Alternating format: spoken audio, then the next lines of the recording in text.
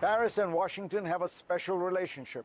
After all, France was the first military ally of the yet-to-be-formed United States during the Revolutionary War. But will that relationship hold, or will France and its neighbors find another path? After a 3-day visit to China in April, President Macron told reporters that Europe needed what he called strategic autonomy. He didn't want the continent to be a vassal or follower of either China or America. Here's more of my interview with the French president. Let's talk about China. You had a very important trip to China, and after you came back, you said some things that provoked a certain amount of opposition in Europe and particularly the United States. Most specifically, your comment on Taiwan. So I want to ask you, you said that Europe needs strategic autonomy. It should not be a vassal of either China or the US, and on Taiwan, we should be careful not to accelerate a crisis that is not ours. Mike Gallagher, the head of the China Committee in the House of Representatives, said these comments are disgraceful.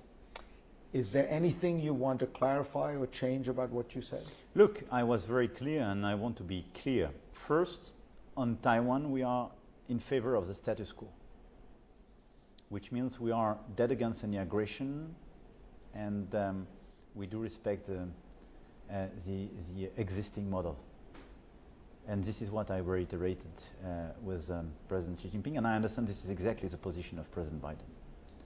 Second, I never put France in a sort of equal distance vis-à-vis China and the US. We are an ally in NATO, but through our history with the US, we do share the same values. We are economic competitors, but we are closely linked by history, by the alliance, and human relations and friendship. We want to have the best possible relation with China. We want, and we have to work with China to fix climate change, biodiversity crisis, and a lot of conflicts in this world. It's clear that we don't share all the same, all the same values, and we have very structural differences on human rights and so on. But we want to find the right way to respect each other. And we are competitor, and our willingness is to anchor China in the global order. This is exactly what we are doing here in this conference. So this is just to clarify this sort of perception that China and US could be put at the same level vis-à-vis France, which is not the case. But I want to insist on a point. For me, it's very important to have a much more autonomous Europe and European Union. Why? Because it's useful for the global order. I think it's useful even for the US.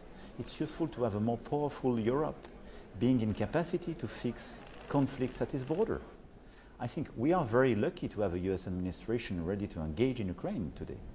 Will it be the case in a few years or in a few decades? I'm not sure.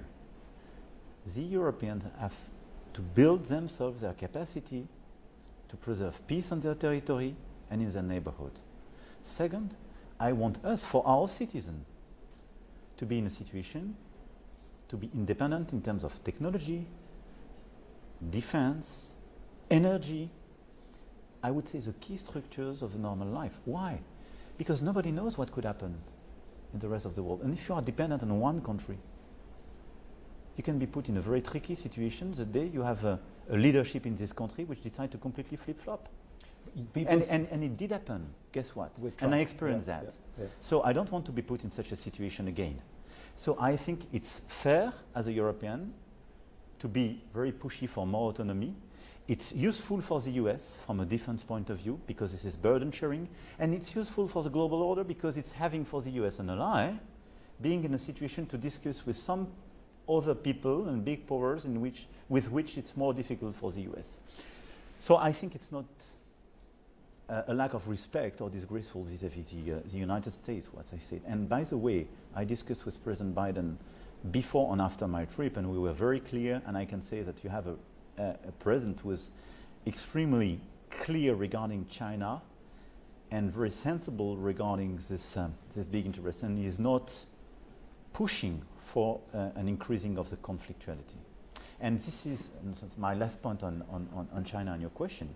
My main objective was to say, through different initiatives and non-coordinated initiatives, we should not push the Chinese to overreact on the short run.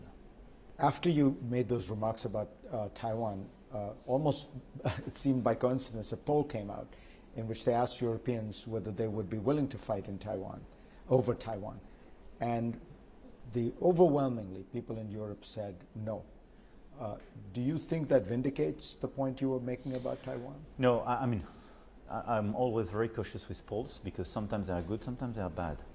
And I think you have to design your strategy referring to as well the long-term interest for everybody. I think we have to be very strict on our values and perspective and global order. But I think this world needs less conflictuality because the top priority of our agenda is to fix global problems. I think for me the top priority of the global agenda is trying to fix the existing crisis, fighting against inequalities and poverty, and fixing climate change and biodiversity. Here are the key challenges of the decades to come, but especially this decade. I would add to this one, building a good framework and common regulation on artificial intelligence. Here are the key elements of a global agenda. To deliver on this agenda, we need cooperation, and especially we need cooperation between China and the US. We did sign the Paris Agreement because President Xi and President Obama found an agreement a few months before. If there is no agreement between China and the US on all these topics, it's impossible to build a global agenda and to fix these issues. Here are my top priorities. This is why I think for the critical elements where you will increase divisions and conflictuality and tensions between the US and China, we should try to moderate them, to find a way to,